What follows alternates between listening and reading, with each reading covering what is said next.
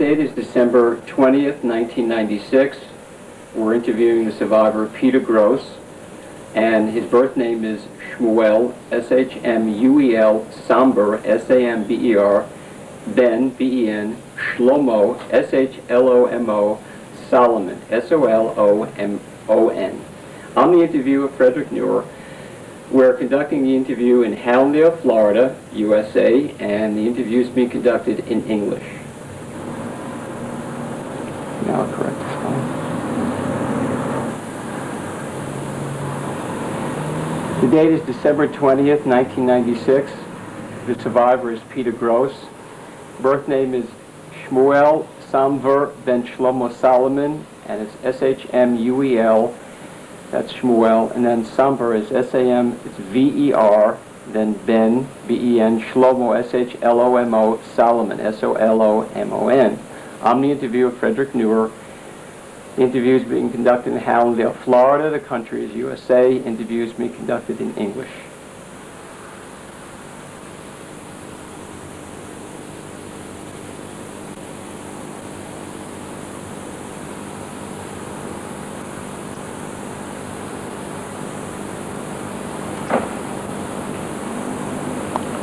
My name is Peter Gross. I was born in Berlin. My parents came 1890-odd to Berlin from Poland to start a new life. My father was a master tailor and a fantastic designer.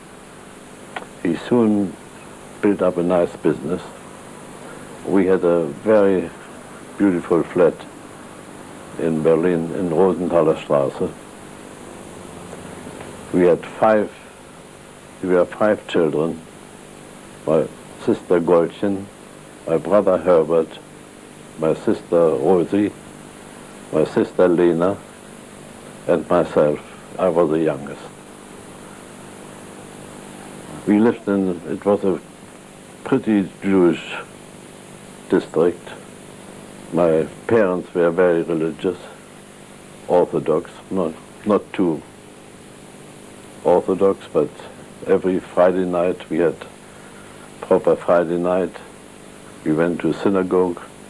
My father always brought people home for supper, and Shabbos we went to synagogue.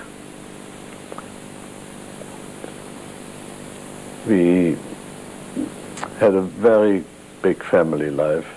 All the friends used to come to us, and especially my brother was very involved with soccer in London. He was the vice president of the Accor, and most of the meetings were held in our apartment. What kind of group was that, Peter? Alcoa? That's the Jewish soccer club in Berlin. And these were mostly boys who came from Polish parents, and we were very close with most of them. Besides that, I was a member of the Bar Kochba. I was running and doing different things. I was also a member of the Maccabi, where I did boxing. And I enjoyed sports in general.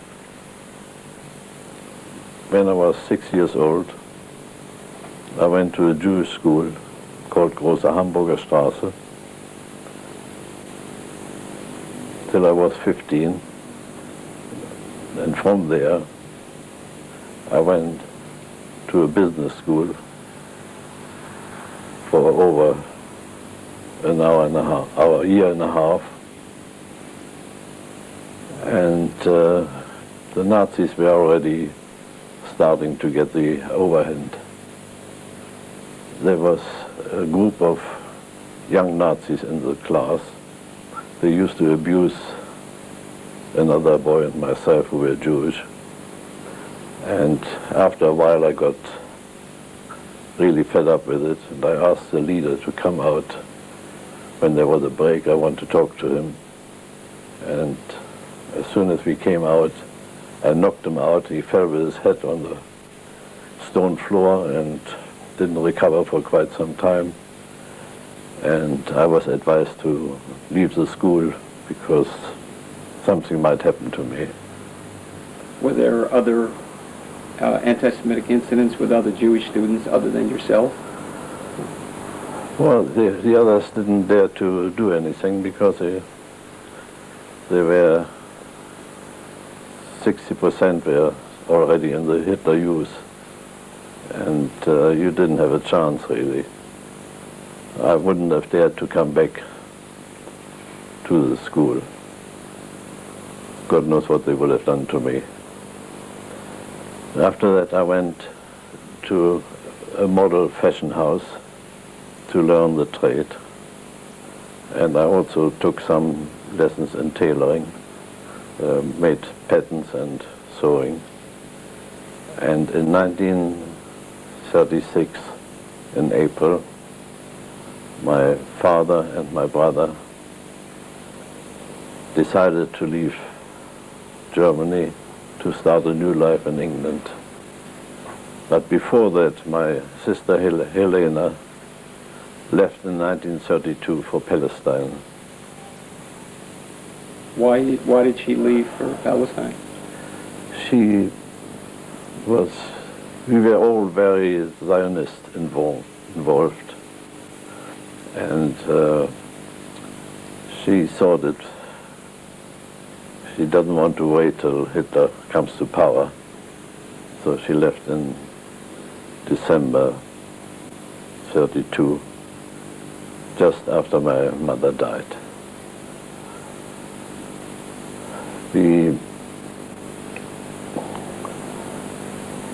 Let me ask you, Peter, what did could you explain the circumstances of your mother's dying?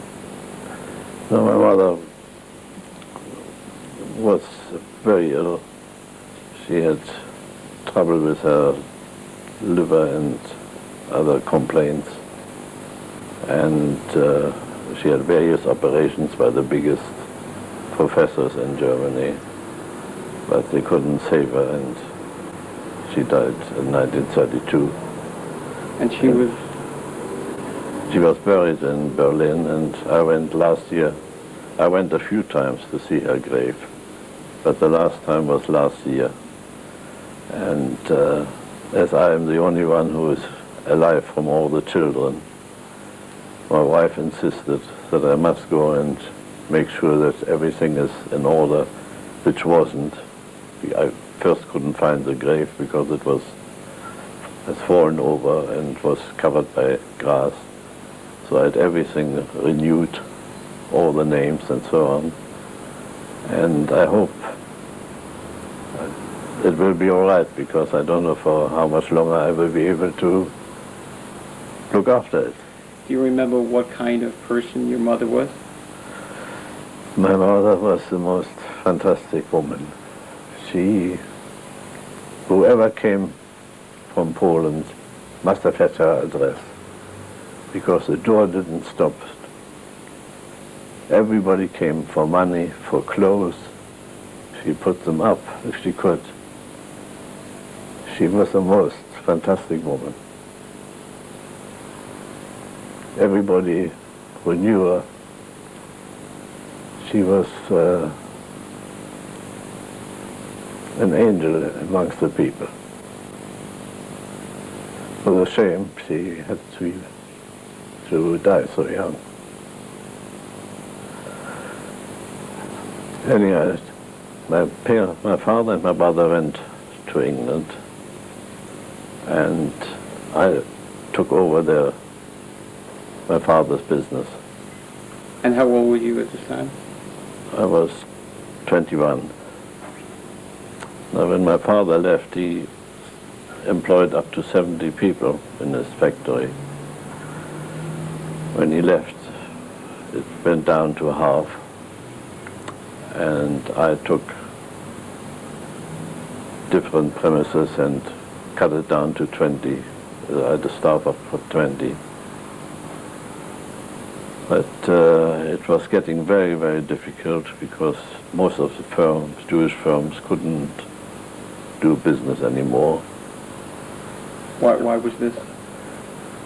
Well, the anti-Semitism was growing very fast, and people avoided buying anything from Jews.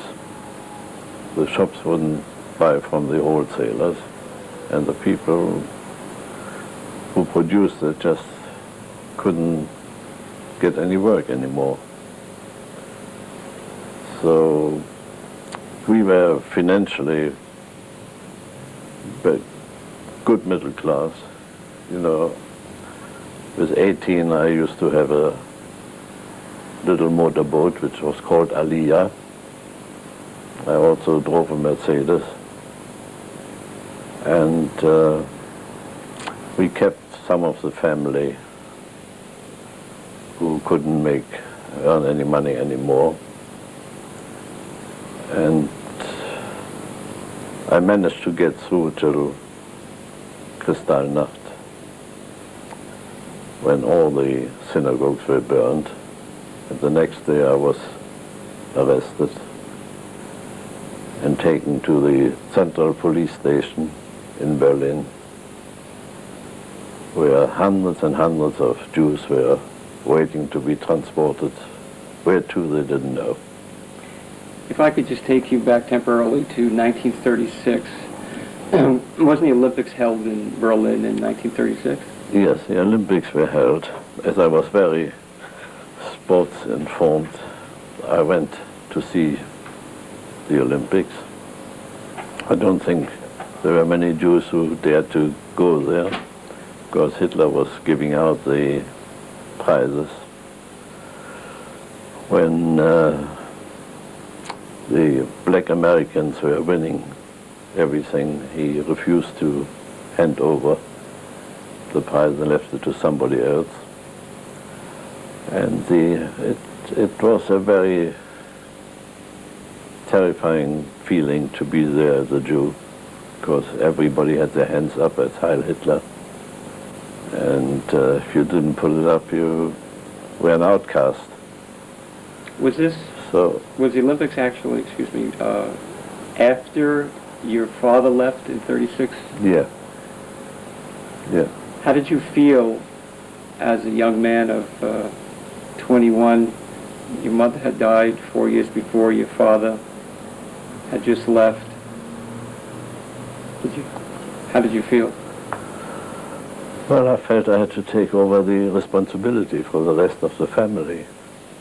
And as we moved from the old place to a small condominium of which my father bought, which had about 40 apartments, and we took one of the apartments there.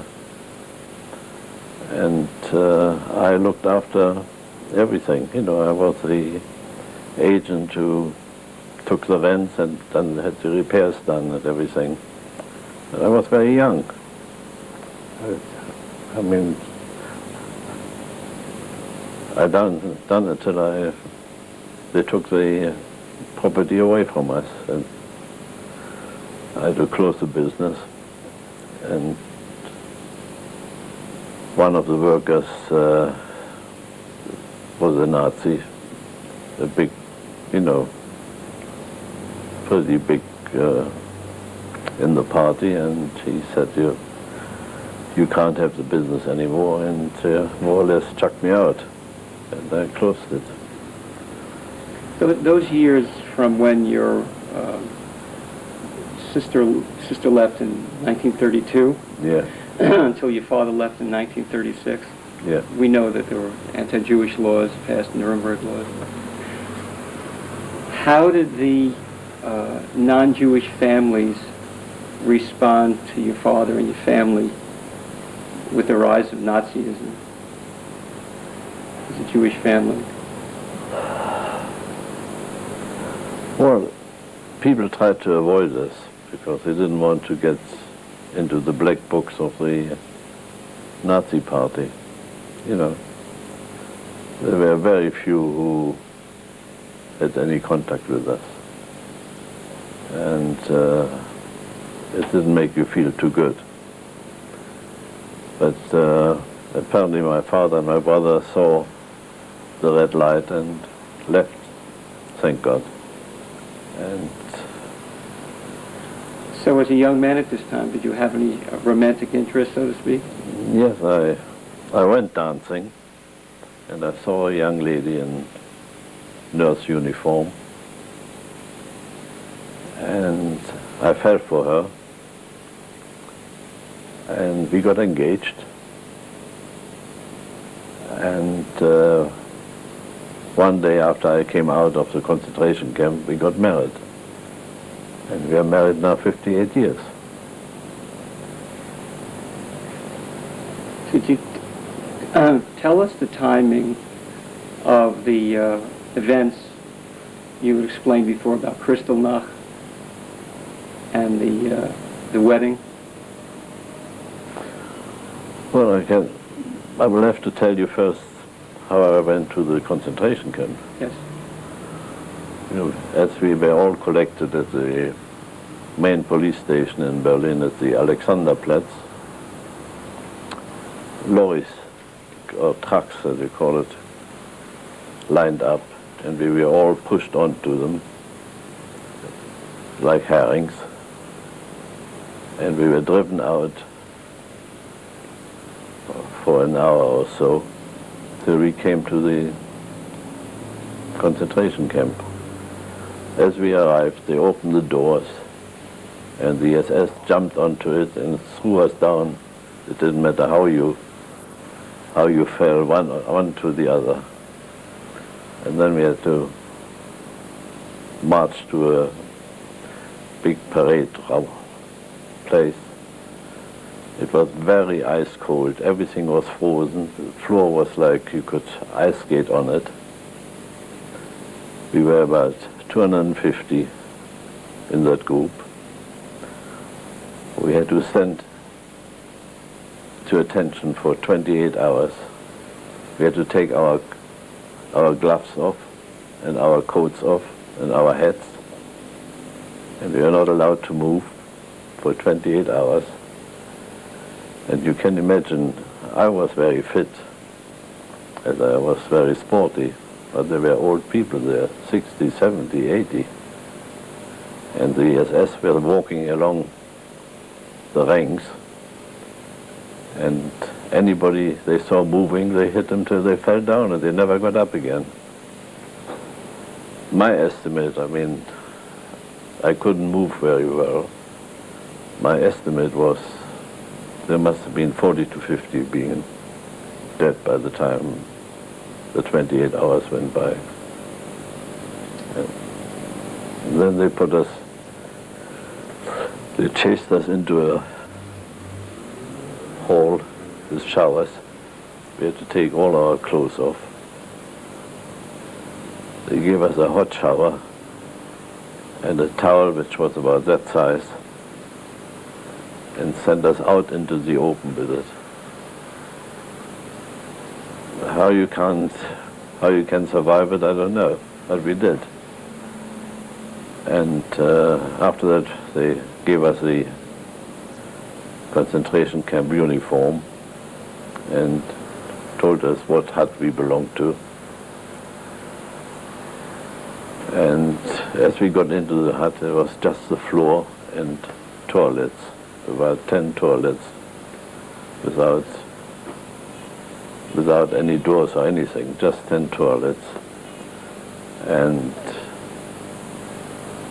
when we came, we had to get up at 4 in the morning to be ready at 6 for the parade to be counted, which used to take 2 hours standing in the cold. And then I used to have to carry a 100-pound cement sack on my shoulder on the double all day long to a building site and run back again with the SS standing on both sides trying to hit you. That when in the evenings again you had to parade for 2 hours. And we never were able to go back to our huts before 10 o'clock at night. And then there was no room to sleep. You had to sleep like sardines, one into the other on the floor. If you were wet or dry, it didn't matter. And it was just terrible. That went on for 3 weeks, but in the meantime, somebody saw a nurse in uniform being escorted by 2 SS men. And it went round quickly that they saw a nurse, and I knew it could be only my fiancée, because she has got the pluck to do it. And she tried to tell them that we wanted to get married and that I should be able to get out. Anyhow, after 3 weeks I was called up to go to the main office,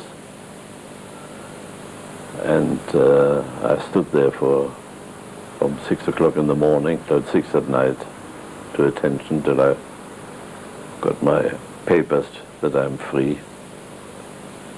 And there was also a friend of my father's there who was about 70, I would say, and who couldn't stand up anymore. And when we got out, I told him to get on my shoulders, and I was carrying him to the railway station, which was quite a long way. On the way, we stopped at a bakery because we had nothing to eat all day long. And I went in and I said, "Can you sell me some butter, some bread or rolls?" So he said, "Get out of here. We don't sell to Jews." So I took him back on my back, took him to the railway station, and made sure that he gets home. Tell us to what do you attribute getting freed from Sachsenhausen? Well, I hope that the presence of my wife helped, and that I also had to sign papers that I give up the business and the condominium, and that I leave Germany within 6 weeks or I come back for good. Did you have any previous direct encounters with the Nazis in your business before this?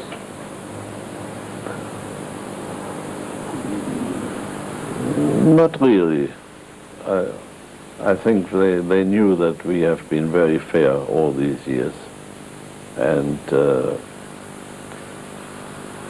except that one man who at the end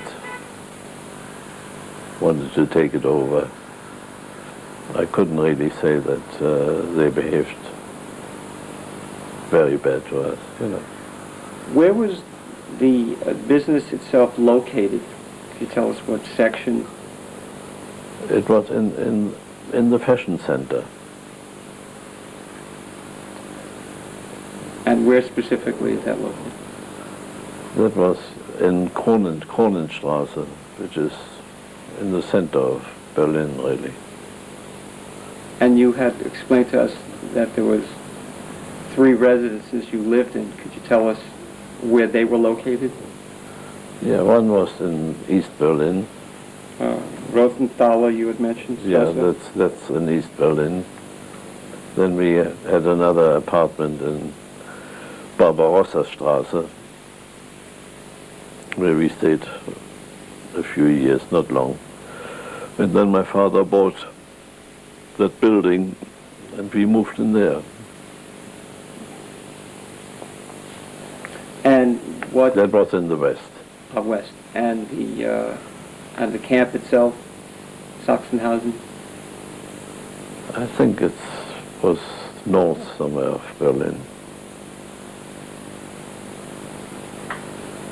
So then, please continue telling us what happened after you were expelled from Sachsenhausen. Well, after I came out of the concentration camp, arranged, together with my wife, to get married. We got the rabbi to come up to our apartment, and a couple of friends. And they were holding a tallis, four men were holding the tallis up, and he married us in our apartment. That was on the 1st of December, 1938. When your father left in 1936 Yeah. with your brother, what was his plan for the family? Well, they left earlier because they could see that there's no future for the Jews in Germany, and they were hoping to build up a new life in England, which they did, but it took a long time. And they managed to get a visa from myself to England, and as I got married, my wife could automatically come with me. So we saved 2 lives there, really. Do you think it made it any easier getting out of Sachsenhausen because of your marital status? In other words, you were going to be married rather than being a single person. Did that have any effect on it? I couldn't say that, really. I think it was a combination of wanting to get married and handing over all the assets we had. And what made... I mean, I had to hand over the condo, the car, the boat, whatever we had, I had to hand over. What made the Nazis expel you rather than keep you interned in a camp or send you to another camp? I must have been lucky.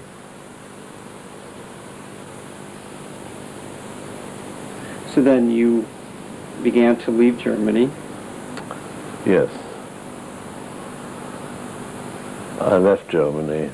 We went to visit a family friend who moved to Holland. We spent a couple of weeks in his house, and then we went on to England. Do you have any personal memories of Kristallnacht yourself? Yes, sure. You can't forget it. Could you share with us?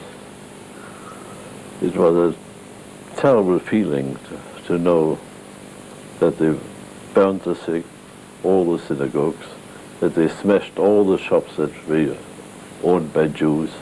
They threw everything out of the shops or the flats or the apartments, you know. And it was a frightening feeling. And I think you were lucky if they didn't do anything to you.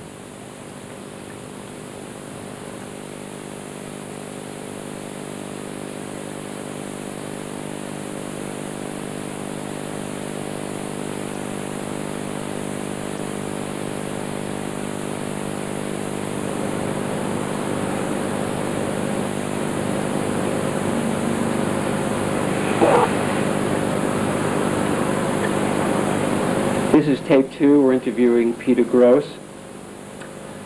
Tell us, as you were reminded of some feelings you had, personal testimony and eyewitness accounts of Kristallnacht, what you went through that night. Well, life in Germany, even before Kristallnacht, was very, very dangerous for any Jew. But when Kristallnacht came and you saw the synagogues burning and you heard on the radio how they were talking to kill all the Jews and get rid of them. It was a very frightening time for us. And we knew that something is going to happen, and which happened, that they got all the Jews they could get hold of and put them into camps. I was one of the lucky ones who came out alive. And I made up my mind, if I ever have a chance to fight them in a fair fight, because you couldn't fight them. There were millions in SS and SAR uniform. It was just impossible for a few people to do anything against them. So when I spoke to my father in England and asked him to get me a permit to come to England, I made up my mind that as soon as I have a chance, I'd like to join the army. And I wanted to get into a tank corps, but unfortunately through my sight, they wouldn't take me. But I was determined to join the army to get my own back. Were you ever in touch with any or aware of any resistance groups in Germany you had ever considered joining to fight with?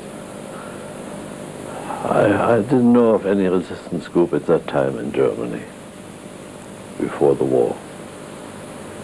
There were only Zionist groups where we were all Zionists, you know, and not only that we gave money, but I know that my father bought some land in Israel, but we have got no papers, so we don't know what it is.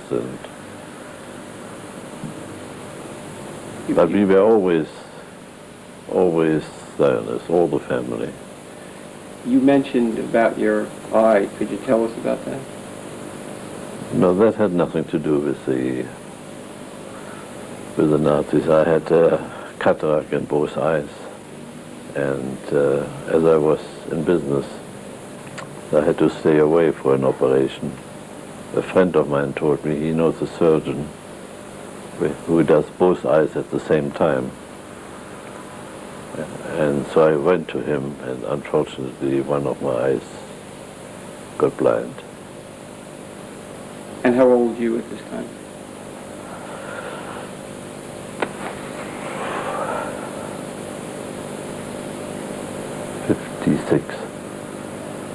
'56.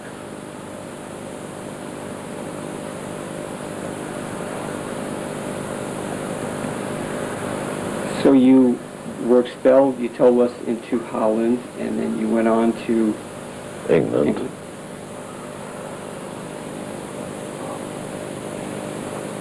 When we came to England,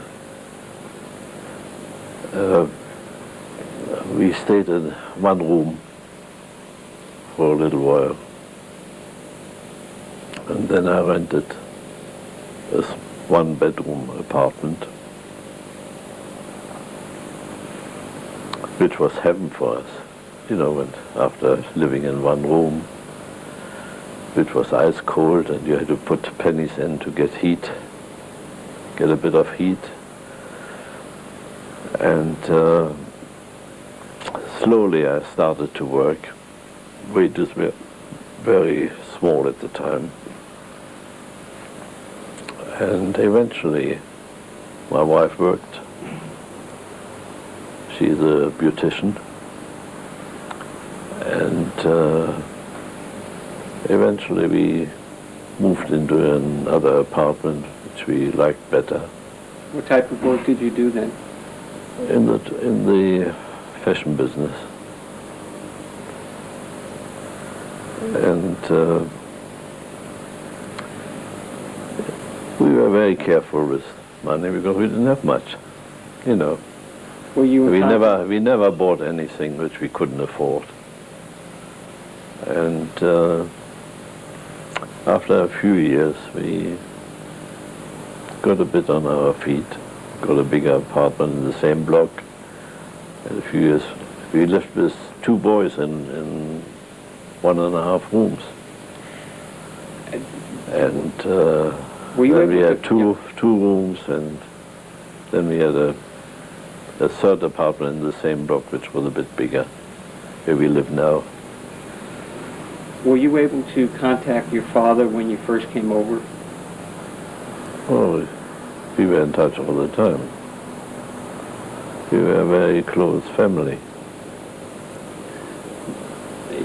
Were you able to contact him before you said you wanted to fight with the British Army? I didn't tell him this. No. I don't think it would have been clever to tell him over the telephone in Germany that I would. But Well, what I meant was, as soon as war broke out, I went and put my name down as a volunteer. But as soon as war broke out, they took all the German nationals and interned them on the Isle of Man. We stayed there for about 2 or 3 months, which was all right. You know, in comparison to Sachsenhausen, it was a holiday camp. And then I had a chance to join the army. were you able to see your father, I meant actually, in that period before you Yeah. were interned and before you Oh, joined? yes. Oh. We were always together. We lived in the same block, more or less, so the whole family. My sisters lived in the same block, and we had quite a few apartments in that block, you know, Was your father interned also as Yeah. a German officer? and my brother.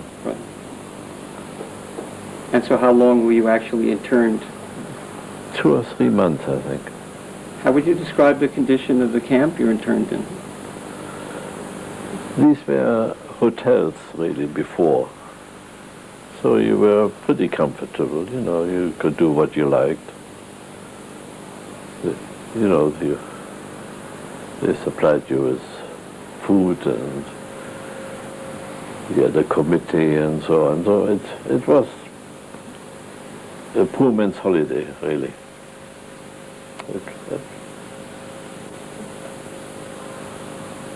It's nothing to compare how the Germans treated us.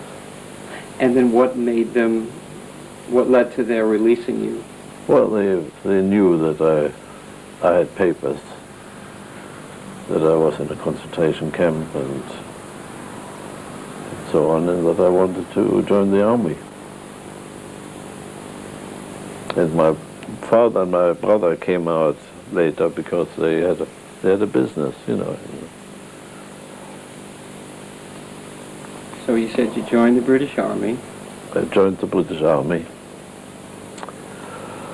I had all the training one gets. And I was stationed all over England for many years.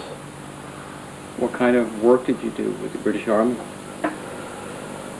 in those days? I was mostly driving at the time. You know, I was driving big trucks. I was driving buses to take soldiers to different places, because I loved driving, and I was a very good driver at the time. And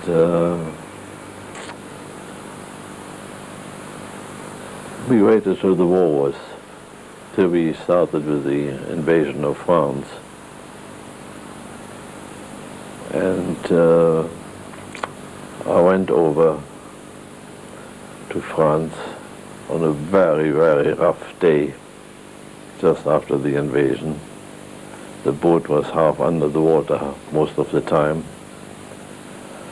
And when you have your full kit and rifle and so on, ammunition with you, and come onto French soil, you had to walk through the water. You got wet right through,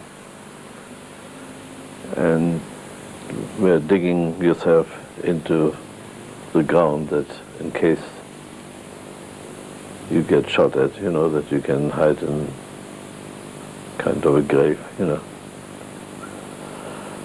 then from there we went on to Bayeux and right through France. And from France we went to Belgium, then into Germany. And what kind of work were you doing in France and Belgium? I worked mostly as interpreter. In France, when we arrived, we had a lot of casualties. We had a field hospital under canvas, where they done all the operations. And I worked with the doctors as interpreter. We took German prisoners and they had to be operated on, Oh, she interpreted Huh? German? Was it German? German prisoners. A lot of SS men, and then we went through their quarters, and the ones that could walk, and we checked them out and interrogated them. You remember what cities these were in France? It was near Bayeux, outside Bayeux. What part of the country is that in? North of France. Well, it's just where we landed, it was Arromanches is a beach, and the next town was Bayeux. And from there we went on through Belgium into Germany. And my colonel was made governor of the town of Zulingen. What kind of regiment were you in? It was a service regiment. And when I came to Zulingen, I was told there was a Jewish cemetery, a small Jewish cemetery there. And all the stones have been taken down and used as boardwalk, So my first order was to put the Jewish cemetery back into the position it was before any damage was done before. And then I used to give all the orders to the mayor of the town.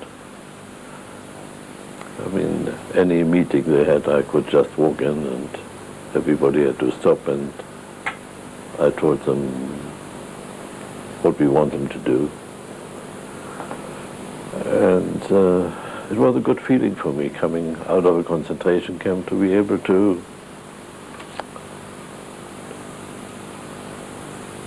give them orders. And from there he was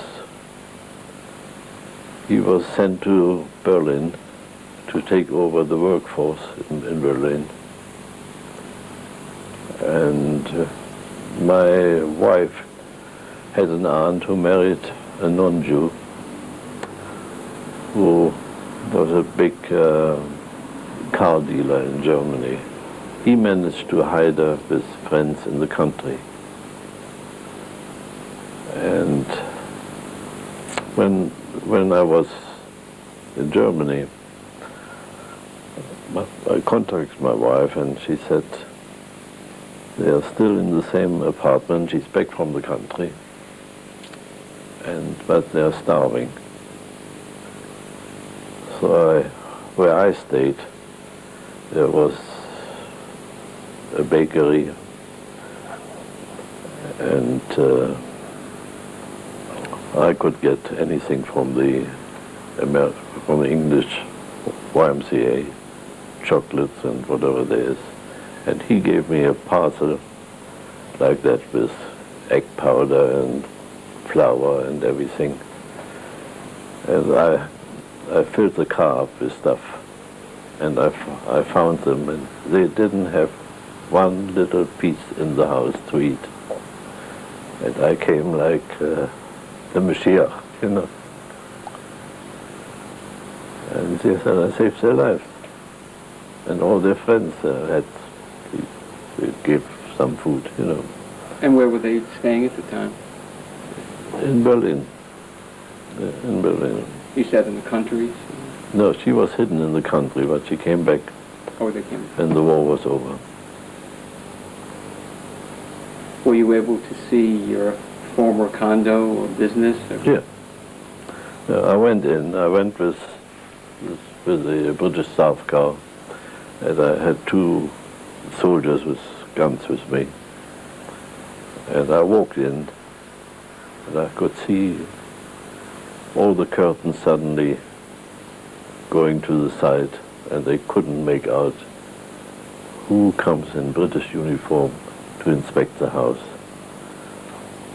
And nobody dared to come out. Nobody recognized me. And it was a fantastic feeling to be able, after being taken by the Gestapo, to come back as a British soldier. It was wonderful. Did you see anybody you knew before? Oh, all the tenants were more or less still the same, you know, and they used to pay the rent to me and everything, you know. How did they respond when they saw you? They didn't dare to come out. They didn't dare to come out. Nobody came out except the porter, who was not the porter at the time, but a relative of the porter. And did you identify yourself to them? Oh, she knew me. She knew me.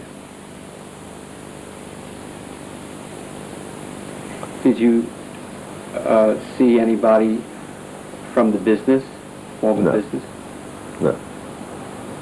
Was the building standing? When I came to Berlin, I couldn't recognize it. There were no street signs. Everything was bombed. It was a pleasure to see it, and I wouldn't have liked to see anybody I knew before the war. Were there any family you might have tried to see? No, only that aunt of my wife, you know. All my family was gone. Could you tell us what happened with each one? Well, they all went to the camps. They all disappeared. They all got killed. Well, how about your immediate family, your brother and sisters? Well, my sister went to Palestine in 1932. My brother in 1936 to England. And the rest of us all went to England in 1939, before the war. Oh, I see. I went in January with my wife, and they followed a few months later. Oh, your two sisters. Yeah. So how did you feel as a former victim survivor, now as a liberator? It was a fantastic feeling. You just can't describe it. I think I've been very fortunate to be able to experience it.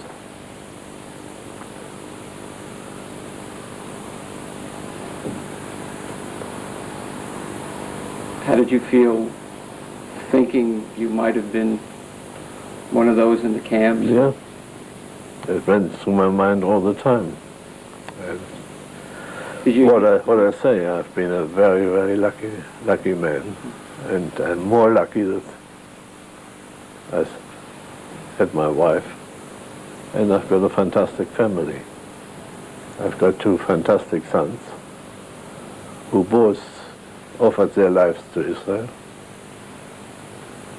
I've got 6 grandchildren, 1 great-grandchild. What more can you ask? Did you encounter with your unit in Germany any of the camps, any of the concentration camps? Well, I didn't go into the camps, but the people from Belgium used to come our way, and we helped them as much as we could with food, you know. How did you feel as a Jewish person and a former German national, now a British soldier, seeing these Jewish survivors? Well, I felt terrible for them. I know what they've gone through. I mean, I've only spent 3 weeks in there, which was like a lifetime. Because you think it's impossible to come out alive.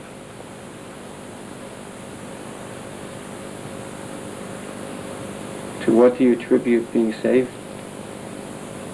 Well, I think my wife helped. And all the properties we had, that I wrote them over to the German government. I never got, like, my boat and my car and whatever I had, you know. So at the end of the war, you were stationed as a British soldier in Berlin. Yeah. And then what happened? Well, we stayed there for quite a while. And then in 1946, I got my discharge and went back to London and started working again. Had you? It was very, very difficult, because once you're out for so many years. But I got the job through a friend of mine, and it worked out all right. I was satisfied. I had a friend, we went partners, who has been working all the time during the war, and we built up a business. And what kind of business was it? a fashion business. Getting back to right after the war in Germany, Yeah. did you continue serving? You had mentioned before you had served as an interpreter. Did you continue in Germany serving in that role as an interpreter after the war? Yes. They called me for, well, at the beginning, I was called by the military. I used to get information from the certain Germans who were apparently not Nazis. There were some that were not Nazis. They used to tell me where the big shots were hiding, in which house. I used to call the military police. They picked me up, and we drove to the house. They surrounded the house. I went in with my revolver drawn, and I used to arrest them. What rank or position were you in? Well, these SS leaders, you know, Sturmgartenführers, and you know, the ones that terrorized the towns. And I also was called by the British as court-martials for soldiers when they were accused of raping women or stealing or anything, you know. And I had to be the interpreter as a court-martial. Was this also in Germany? Yeah, in Germany. So after the war, did you serve in Berlin or some other place? Or? Well, most in Zulingen and Berlin. And then until when do you remember did you serve in Germany until you were sent back with the British Army? Do you remember what year? Yeah, 46. So then you went back to England and you were telling us you... Started life again, you know, working again. Now, was this a garment type business or Yeah. fashion? Yeah. Well, that's all I knew all my life, you know. You're now 4 generations in that business, you know. And then you said you had sons born? I had sons in 44, 48. And you're telling us about how the sons had served Israel? Yes, they both volunteered in 67 and 73. My wife and I, we both took them to the airport. For a terrible feeling, but we had to do it. How did you feel? Terrible.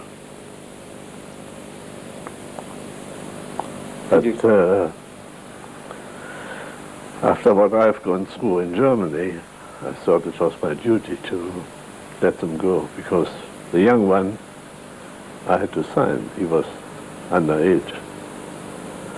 But he became a parachute sergeant, and he done fantastic things for Israel. And their names, your sons? Ronald and Michael. Michael was 5 years there. He was supplying his unit with everything they needed, because he had the charm to get everything was short to make the soldiers happy.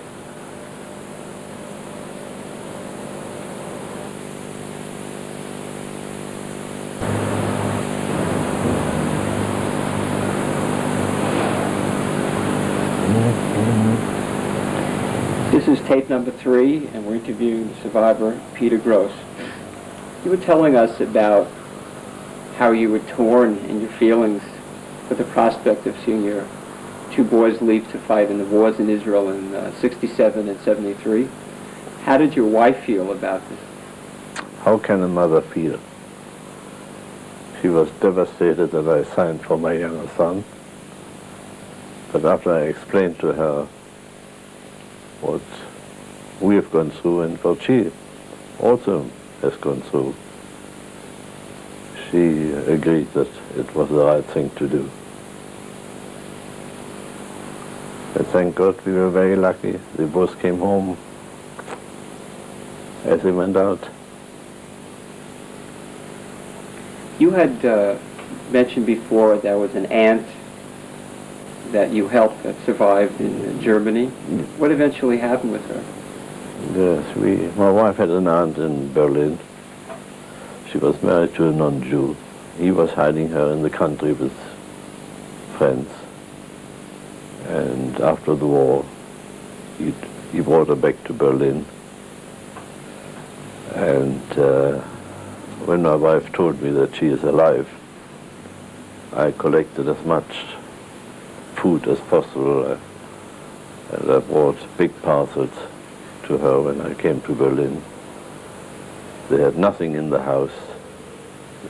They would have been starving because you couldn't buy anything. And they confirmed to me that I saved their lives.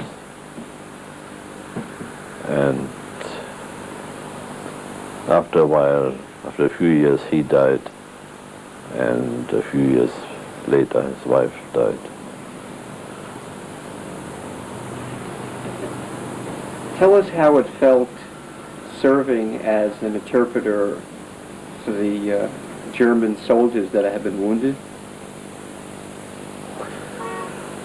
Well, when I went round with the doctors through the wards where the German soldiers were lying after the operation, I had the pleasure of telling them that we had to take a leg off or we had to take an arm off. And I couldn't have any feeling of pity for them. I think they are still lucky that they were alive, which didn't happen to our people. They took away to the concentration camps.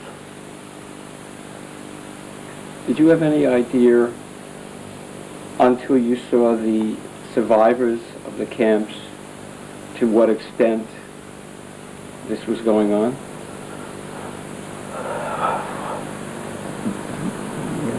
We really didn't know how bad it was. And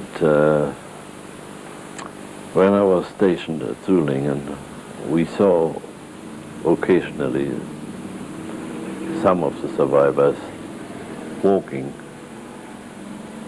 back to most probably where they used to live, you know. They couldn't get transport and they were very weak. And I used to help them as much as I could. You know, I couldn't do very much on my own, but I used to give them food and a bit of money I had, you know, to help them a little bit. But you needed a big organization really to look after them. Tell us about settling in England now after the war. Well, it was very difficult when you are 6 years in the army. It's very, very difficult to start anew, you know, and we struggled a lot. You know, my wife worked and I worked, and we had a one room and a little cubby hall, and we had 2 children in there. And after a few years, we got a little bit bigger flat. And then we had a third flat, all in the same block, because my father used to live there, one of my sisters, another sister used to live there, and my brother used to live across the road in a condominium. So we all stuck together, which was very, very nice. Do you remember the name of the street or the section you lived in London? Well, it was near St. John's Wood. That's by the synagogue, it's called St. John's Wood Synagogue. Is that a Jewish section of town, or mixed? A lot of, not so much where we live, but a little bit, a few yards further. There's a pretty wealthy Jewish community there. That synagogue is the main synagogue in England, where the chief rabbi davens and the Israeli ambassador, and we have got a lot of lords and judges there. So it's quite an important synagogue.